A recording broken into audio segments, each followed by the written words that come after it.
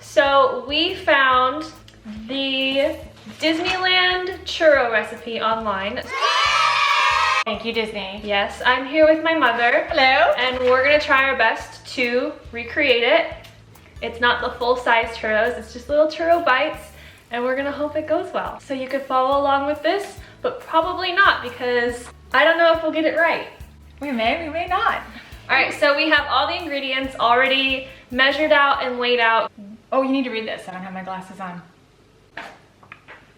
We need 1 cup of water, 8 tablespoons of butter, a 1/4 teaspoon of salt, 3/4 teaspoon of ground cinnamon. We got the ground cinnamon here, and it says divided, so we're gonna use this in part of it and another part of the recipe. 1 1/4 cups of all-purpose flour, 3 eggs, 1 1/2 cups of vegetable or canola oil. Which one did you use? Here's the oil. I used an oil. I have no idea. And then a 1/2 cup of sugar. And here we go. All right, so the first thing it says to do is to combine the water, the butter, and the salt, and a 1/4 of the teaspoon of the cinnamon into a 1 1/2 quart saucepan over medium heat.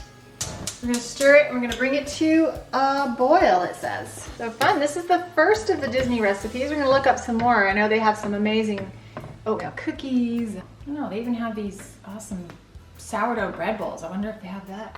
Okay, so it looks like we're starting to come to a boil here. All right, so now we have 1 1/4 cup of flour, and we are putting that into what is boiling in here. The water, butter, sugar, or the water, butter, cinnamon mixture. Thank you. Okay. That's nice. Vigorously, Mom. I'm trying.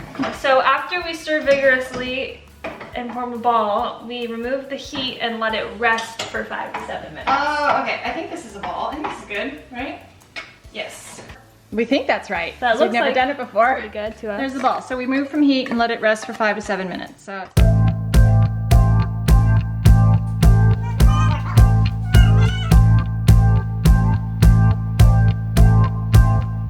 This is the longest 5 to 7 minutes of my entire life, and I have no idea why. And it's still hot. If you put the eggs in while it's too hot, then the dough will cook the eggs. The egg will fry right on the dough. So we're just gonna go really, really fast and do 1 egg at a time just to get it over with. There we go. Vigorously! When they come knocking on my door for World War III. All right, so now is when you get your vegetable oil or canola oil, and we're gonna put it in a medium saucepan, and then we have to wait for it to get to 350 degrees. Okay, so we have to put the dough into a piping bag. It's very sticky, and I'm not fond of putting it in piping bags, so. All right, so we waited and we let the oil in the saucepan simmer until it was about, what was it, 375? 350. 350. And now we have our churro dough in the piping bag with the little tip. And this little tip right here will give it the shape of what you usually see in the churro, I'm assuming. You just twist the top like this, and as we keep doing it, we just keep twisting it. I think so. So we just twist it Into there? into the oil, and then we cut it as it comes out. So you That's very appetizing. oh, I'll make a longer one. okay. Like that, yeah. All right, these are smelling real good.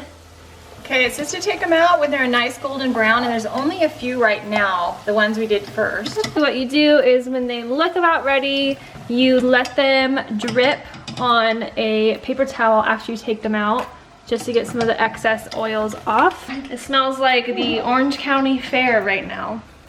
Let's just do these, and then we'll cook the other ones later, because we have more dough in the bag. But All right, now that those are dripping, we have to mix the sugar and our cinnamon.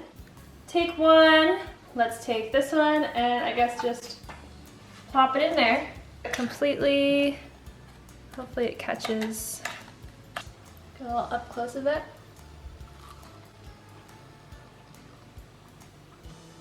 It's pretty good. Okay, we just finished the second batch. We're taking them out. We left them in a little bit longer, And I think these ones look a little prettier than the other ones. They smell great. They do. We put a good amount of cinnamon in here just to make it more cinnamony because it seemed like it was lacking some cinnamon. We didn't wait for them to dry completely because we wanted the oil to stay on them, so it would be a little bit stickier and they would pick up the cinnamon and sugar better. That looks pretty good. It does. Cute. It smells like a Disneyland churro, that's for sure.